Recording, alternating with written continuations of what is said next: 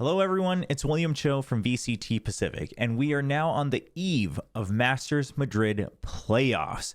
We've already gone through the Swiss stage, and I think so far this event has definitely been delivering right up to the high expectations that most, if not all of us had, building up to the very first international event of 2024.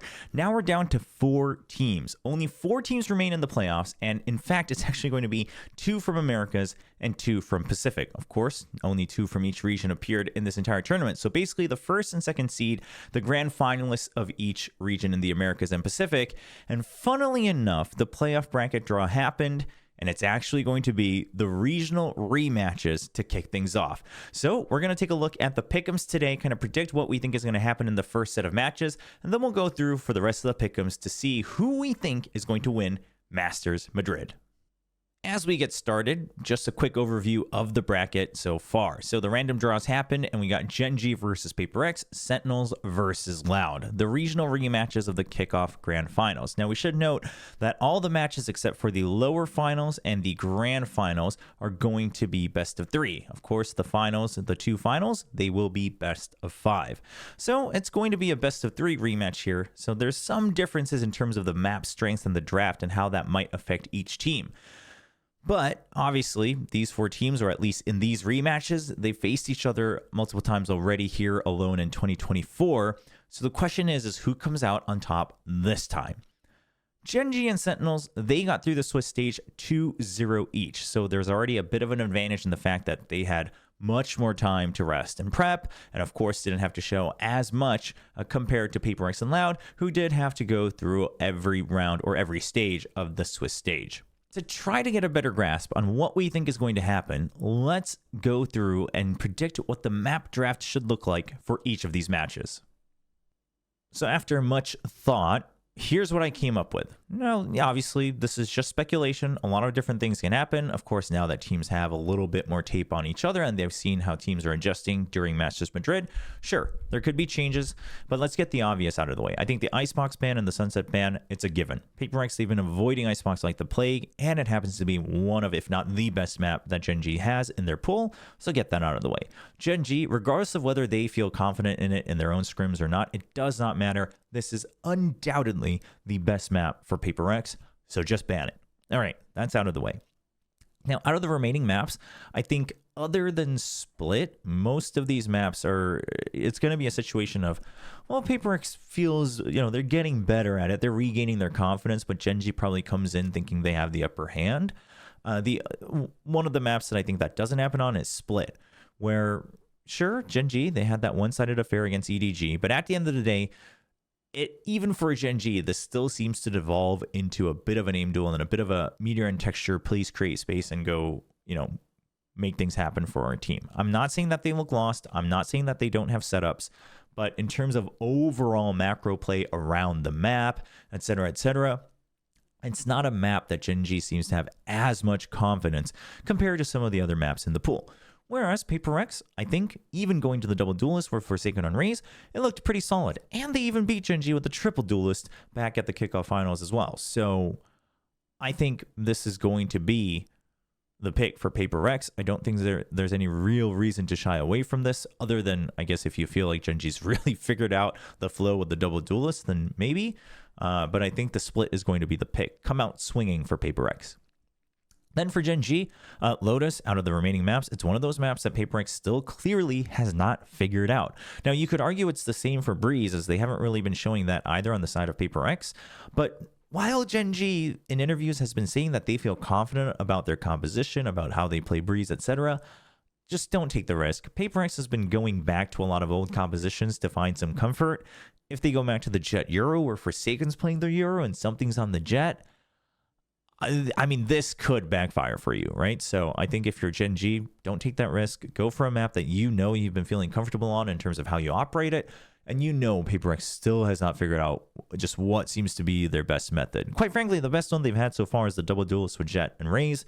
And even that's not the greatest of choices here. Then out of the remaining three, I think actually no matter which one of these that ends up being the decider, gen.g feels pretty okay. I think they go into the match thinking that they have the upper hand by far.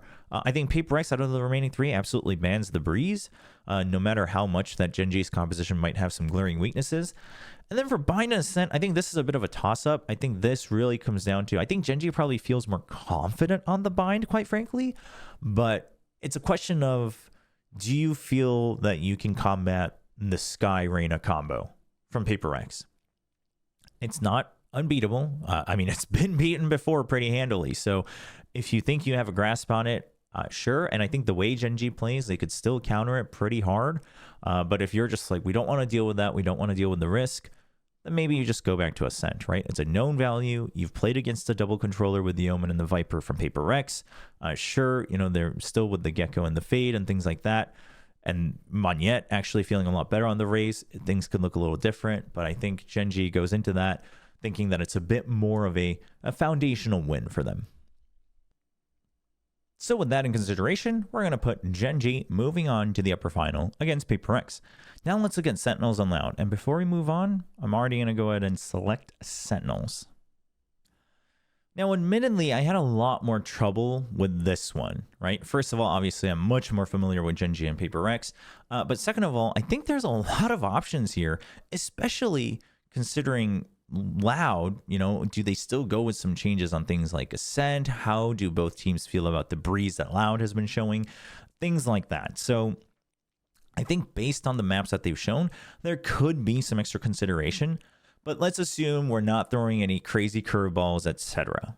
So we go look at the bans. Sentinels, they're usually banning Breeze or Icebox. And I think in this case, even though Loud's Icebox is a pretty strong known value, and you know that they actually quite enjoy playing it to a certain extent, I think you say, okay, if we're not going to play the Breeze, just keep banning it. It kind of stinks to have a permaban, but just lock that in, right? At the very least, you've played against Loud's Icebox, and it was fairly close. And then on top of that, you just saw gen.g beat Loud with, I believe, the same exact composition that Sentinels plays as well. So there's some reason to say, okay, we accept the challenge, we'll go against you. Meanwhile, for Loud, I think, you know, now the entire world agrees, just ban the split, right? Just ban the split against Sentinels. It's just not worth the trouble, especially in a best of three. You don't want to kind of give that up as a free comfort ground and a stomping ground for Sentinels. So you ban that out. Out of the remaining maps, I mean, I think Lotus, even in this matchup, is one where Sentinels, once again, feels quite comfortable in how they've been operating it. They've shown some good maps on it so far in 2024, including right at Masters Madrid. So I think that gets locked in for Sentinels. You know, just kind of counting on the fact that Loud, again, with their experimentation in the composition, Lotus is one of those maps where it doesn't really seeming to be coming together as much as some other options. Now, there's an argument to be made about potentially the Ascent, right? Now that there's been enough, I guess, examples of how to play against it and the anti-stranding, etc. And especially because, quite frankly, the Phoenix to Euro change didn't seem that convincing from Loud. So, yeah, that could be an option. But again, I think it's more of a why pick something that you know that they enjoy and feel comfortable with. Meanwhile, Loud, if the Icebox is open, no reason to not pick it, right? You know that Sentinel still avoids it. Even though you lost to gen.g, you still feel pretty good on this map. So I think the Icebox gets picked up by Loud. Now, again, the same question still remains for Ascent. It's just a matter of like, are you still that afraid of it or not, etc. But no matter what, Sunset is out there, right? And Sentinels feels really solid about their Sunset as well. So I think the Sunset gets floated by Sentinels, and then they go ahead and ban the Ascent. Now, you could make an argument for, well, why not just pick the Sunset then if they feel pretty confident on it? I mean, I think that's a case of if you feel just as confident on Lotus and Sunset, then I think you're going for Lotus, where Loud seems to be a little bit shakier on, and their composition not as solid. It's something that they've been banning as well. So I think you pick that up right away if you're Sentinels. Meanwhile, for Loud, I mean, between the last two, I think you just ban out the bind, even though you lost in the kickoff finals on Sunset.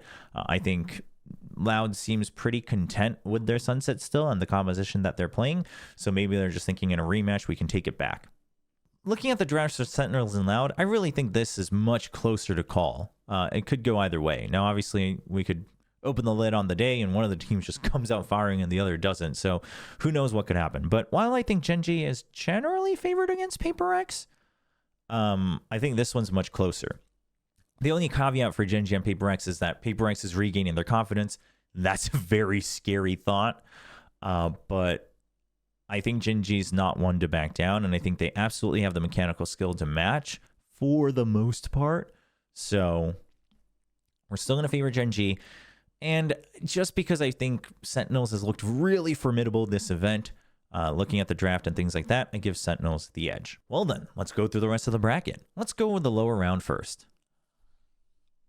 Boy, oh boy. Paper X versus Loud. We're not going to do the draft for all of these, but just thinking off the top of my head, I mean, these are two teams. The thing is, like, you can't count out either of these teams. This is a tough one. That's a tough one. Honestly, my head wants to go Loud. Listen, my head says Loud, but my heart says Paper X. Clearly no bias for VCT Pacific. But we're going to give it to Paper X. We're going to give the resurgence of the momentum for Paper X. We're going to give it to... that's hard.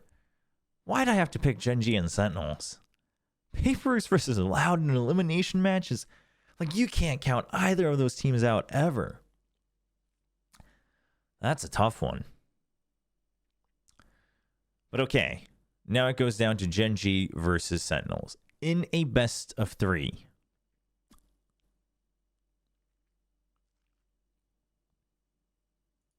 I got to give it to Sentinels.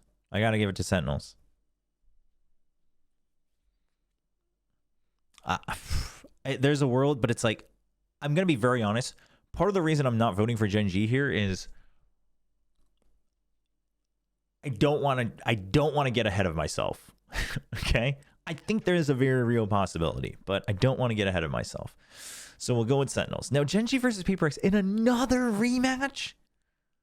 In this case, you might as well flip a coin. I really think so. Now, the thing is the lower final is a best of 5. And what I've been saying even throughout my streams, etc., is I think when it comes to a best of 5, Paper X might actually be the weakest team out of these 4. I know Sentinels is avoiding Breeze and Icebox, both, right? So they have these 2 maps that they've been banning out or avoiding as much as possible. And yeah, that sounds like a huge disadvantage, but here's the thing.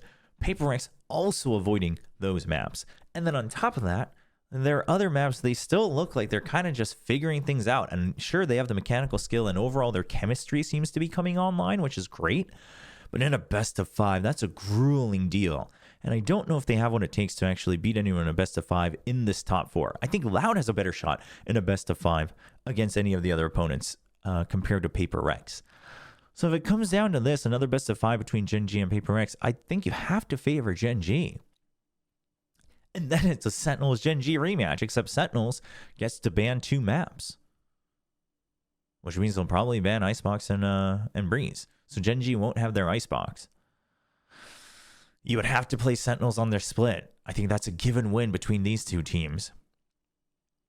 The Lotus can go either way. Right?